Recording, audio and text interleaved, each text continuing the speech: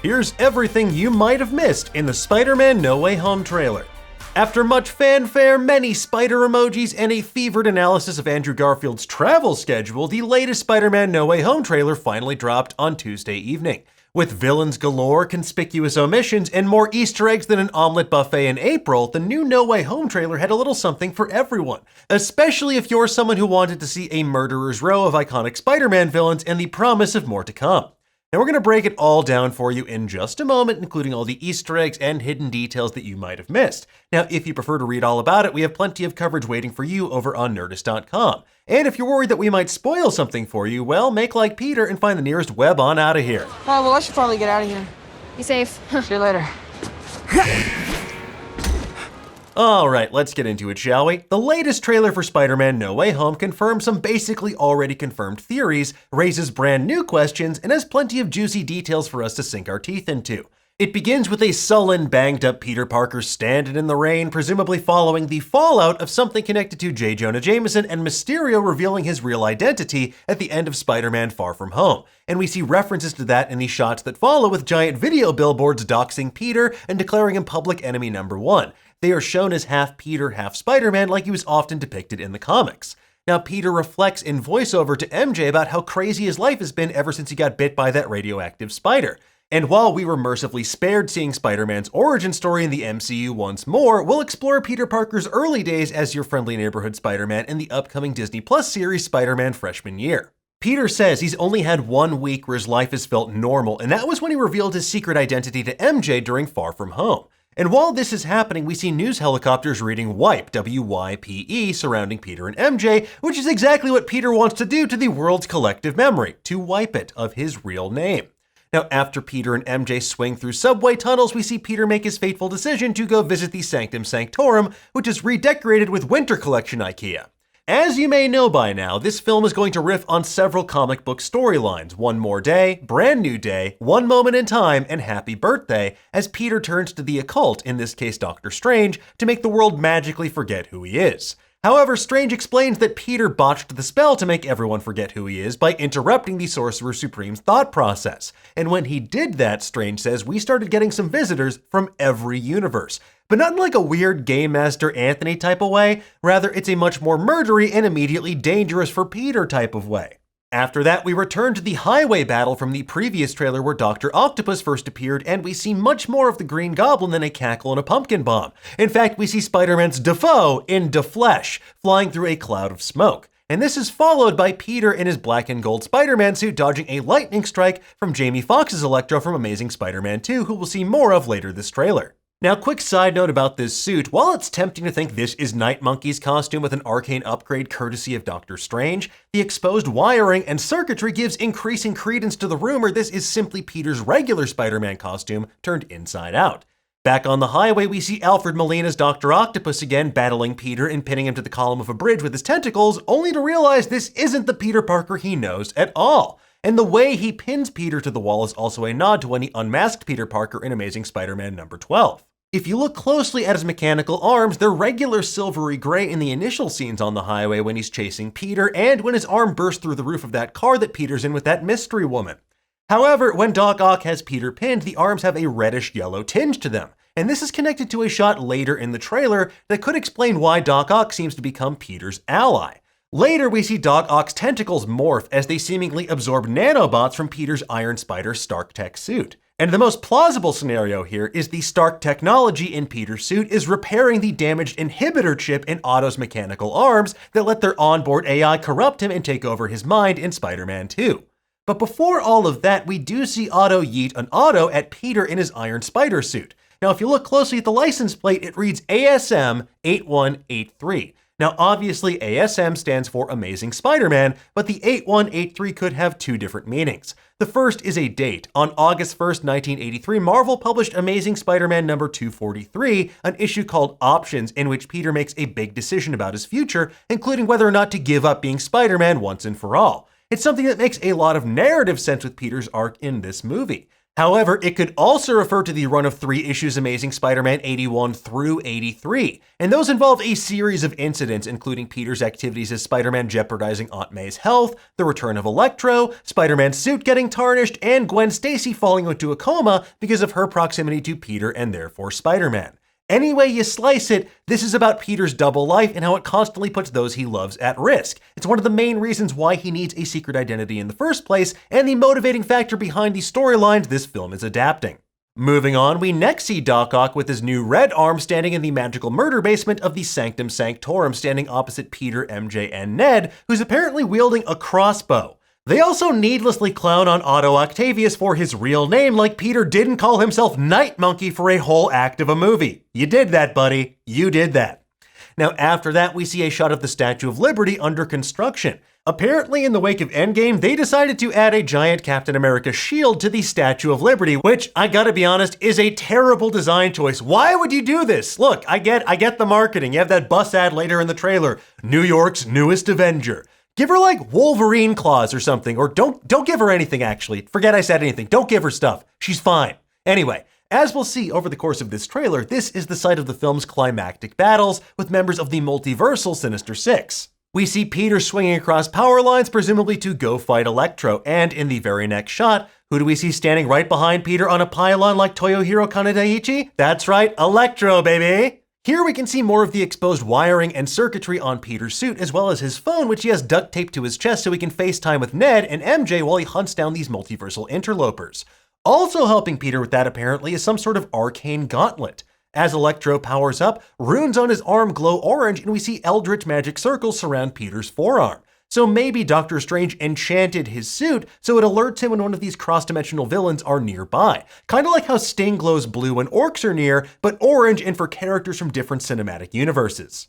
Doctor Strange explains there are others out there and they need to send them back to their respective worlds. He tells Peter, Ned, and MJ to Scooby-Doo this crap, which, I gotta be honest, based on his comments to Peter later in the trailer, makes me wonder if Doctor Strange thinks that Mystery Inc. murders everybody they unmask at the end of each episode. After that, we see a scene from a previous trailer of Electro and Sandman attacking a building in New York City, and there are 2 news vans out front. One belongs to Spectrum News New York 1, and the other to the Daily Bugle. Also out front, we see none other than J. Jonah Jameson in the flesh in his best Blacklist cosplay.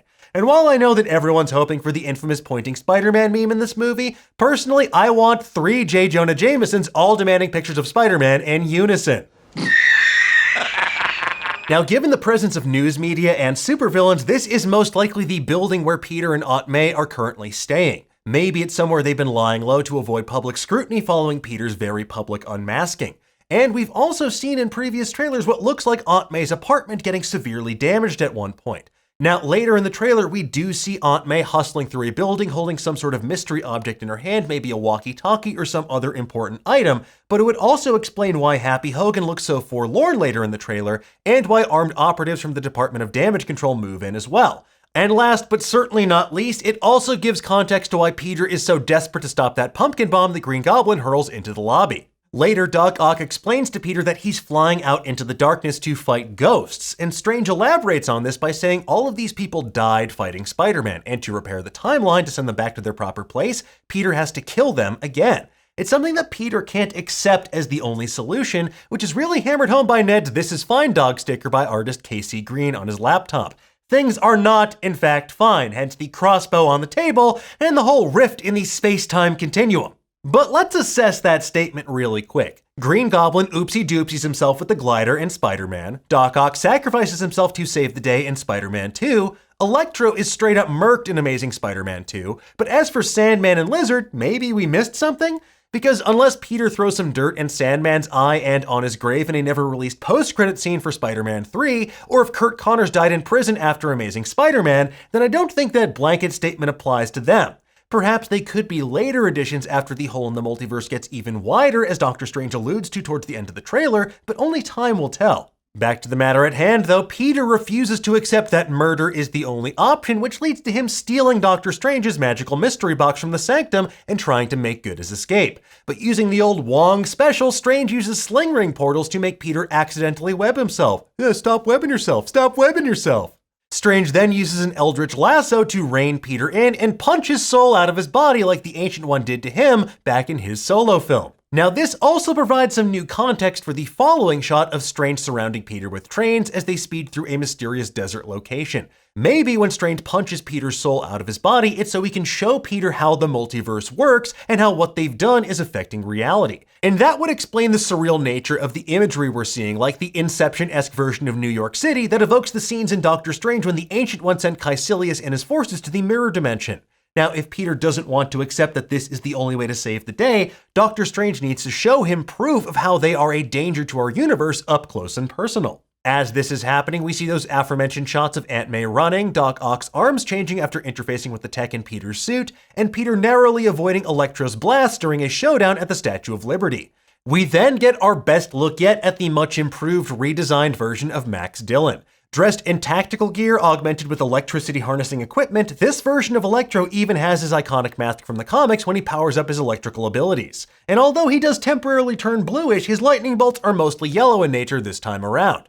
He tells Peter, "You're not going to take this away from me," meaning that he has a new lease on life because he died in the previous movie. He can now succeed where his past self failed. After that, adding further fuel to the Dr. Octopus ally thesis is Electro blasting Doc Ock with lightning. Now, this could potentially be at the apartment building we see getting attacked earlier in the trailer, and Doc Ock could be looking to help Peter save Aunt May or retrieve some piece of equipment inside. Given Doc Ock's research with fusion reactors in Spider-Man 2, my current working theory is that he's going to help Peter suss out a way to send these people back to their home dimensions without killing them. However, to do so, they need some of that high-tech equipment that Peter has stashed away at home, which could explain what Aunt May was carrying earlier in the trailer. After that, we return to Peter's battle with Electro and the others at the Statue of Liberty. Holding Doctor Strange's magical mystery box, he leaps off the statue to escape getting zapped. Whatever this artifact is, it's clearly crucial to harnessing whatever multiversal energies are at work here. Its design evokes the windows in the Sanctum Sanctorum and the casing for the Eye of Agamotto. With its cubic nature, perhaps it's meant to represent something that can manipulate both time and space like Strange attempts to do with his spell in the first place. Clearly, this is very important because we see Strange flying after Peter in that Inception-esque reality while Peter falls in the sky holding the box in his hands. As this is happening, we hear a creepy line from Norman Osborn. He says, "Peter, you're struggling to have everything you want while the world tries to make you choose." And while that's happening, we see a close-up of the classic Raimi Green Goblin suit, an explosion of light at the Statue of Liberty, and a much newer-looking Green Goblin suit, which has been the subject of numerous theories already. Now, the most obvious answer here is that this is Willem Dafoe as Green Goblin, but in a slightly different suit wearing flight goggles. However, other names are being bandied about, including everyone from James Franco's Harry Osborn, to Dane DeHaan's Green Goblin from Amazing Spider-Man 2, to Ned Leeds, Peter's pal, as a version of the Hobgoblin like he became in the comics. Now, if you want to be something of a scientist yourself and dive deeper into that particular well of weirdness, Rosie Knight has you covered over on Nerdist.com. During this montage, we also see Peter and MJ kissing, Happy looking forlorn, and Damage Control moving in with guns drawn at the scene of the supervillain assault from earlier on. Clearly, this is meant to hammer home Peter's struggle with both being a normal young person and being Spider-Man. But with great power comes great responsibility, and Peter reconciling with that is the crux of this entire film.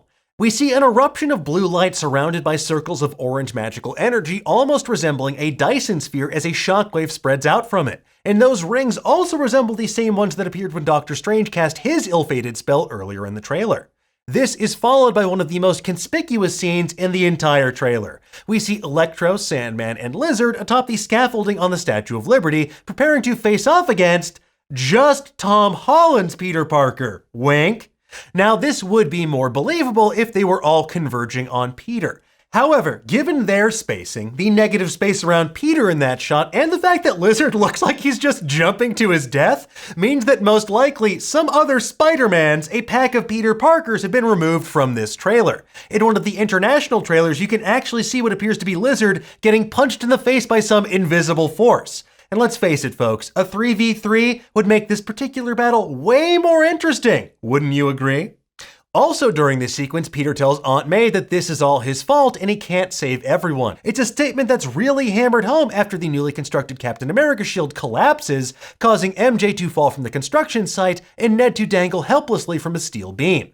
After that, Peter Parker parkours off of Sandman's fist and leaps to save MJ in what is a proud tradition of Spider-Man's love interest falling from great heights towards their ostensible dooms. It happened to Mary Jane in 2002 Spider-Man, it happened to Gwen Stacy in Amazing Spider-Man 2, and now it's happening to the MCU's Spider-Man right here.